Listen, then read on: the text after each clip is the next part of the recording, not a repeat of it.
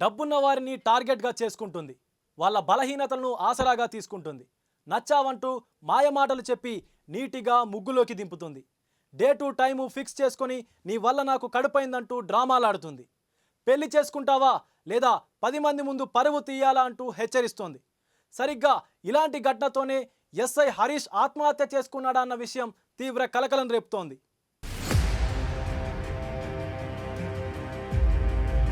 రాష్ట్ర వ్యాప్తంగా సంచలనం కలిగించిన ములుగు జిల్లా వాజేడు ఎస్ఐ రుద్రారపు హరీష్ ఆత్మహత్య ఘటన నిగ్గు తేల్చేందుకు పోలీసులు దర్యాప్తు ముమ్మరం చేశారు. ఈ క్రమంలో విస్తుపోయే విషయాలు వెలుగు చూస్తున్నాయని సమాచారం. ముల్లకట్ట అంతర్రాష్ట్ర వంతెన పక్కనే ఉన్న ప్రైవేట్ రిసార్టులో ఎస్ఐ హరీష్ సోమవారం ఉదయం తన సర్వీస్ రివాల్వర్తో కాల్చుకొని బలవన్మరణానికి పాల్పడిన విషయం తెలిసిందే. ఆ సమయంలో గదిలో ఓ యువతి ఉన్నట్లు పోలీసులు గుర్తించారు. అయితే రక్తపు మడుగులో విగత జీవిగా ఉన్న హరీష్ మృతదేహంపై ఓ యువతి పడి రోదించిన ఫోటోలు, వీడియోలు వైరల్ అయ్యాయి. ఘటన అనంతరం పేరూరు పోలీసులు ఆమెను అదుపులోకి తీసుకుని పోలీస్ స్టేషన్కు తరలించారు.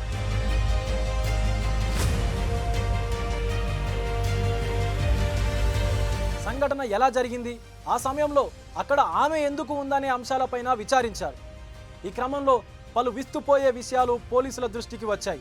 ఆ యువతి సూర్యాపేట జిల్లా వాస్తవ్యురాలిగా గుర్తించారు. అక్కడి పోలీసులను సంప్రదించగా సదరు యువతి గతంలో 3 యువకులకు ప్రేమ పేరుతో దగ్గరై పెళ్లికి ఒత్తిడి చేసి వారు ఒప్పుకోకపోవడంతో కేసులు పెట్టించినట్లు తెలిసింది. ఈమె బెదిరింపులు భరించలేక ఒక యువకుడు ఆత్మహత్య యత్నానికి ప్రయత్నించగా అతడి కుటుంబ సభ్యులు ఇచ్చిన ఫిర్యాదుతో ఆమెపై ఆత్మహత్యకు ప్రేరేపించిన కేసు కూడా నమోదైనట్లు సమాచారం. సమాజంలో పలుకుబడి ఆర్థికంగా ఉన్నవారిని లక్ష్యంగా చేసుకుని లొంగ తీసుకోవడమే పనిగా పెట్టుకున్న ఆ యువతి ఏడాది క్రితం ఎస్ఐ హరీష్ కు ఫోన్లో కాంటాక్ట్ అయినట్లు సమాచారం. ఈ క్రమంలో వారిద్దరి మధ్య సాన్నిహిత్యం పెరిగి ప్రేమకు దారి తీసిందని, అయితే ఆమె గురించి అసలు విషయాలు తెలియడంతో ఆమెతో పెళ్లికి హరీష్ నిరాకరించాడని సమాచారం.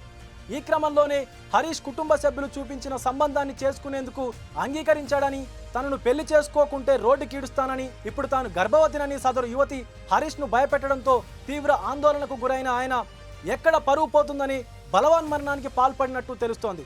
ఎస్ఐ హరీష్ మృతిపై తొలుత అనేక ఊహాగానాలు వినిపించాయి. ఉన్నతాధికారుల వేధింపులు, పని ఒత్తిడి అంటూ ప్రచారమైంది. ఈ నేపథ్యంలోనే ఆయన మరణానికి దారితీసిన పరిస్థితులను నిగ్గు తేల్చేందుకు పోలీసు ఉన్నతాధికారులు మరింత లోతుగా దర్యాప్తు చేస్తున్నారు.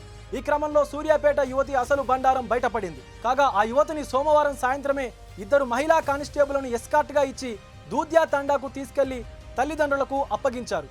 పోలీసు శాఖలో ఉజ్వల భవిష్యత్తు ఉన్న హరీష్ జీవితం విషాదంగా ముగిసిపోవడం కుటుంబ సభ్యులను, సన్నిహితులను తీవ్రంగా కలిచివేస్తోంది.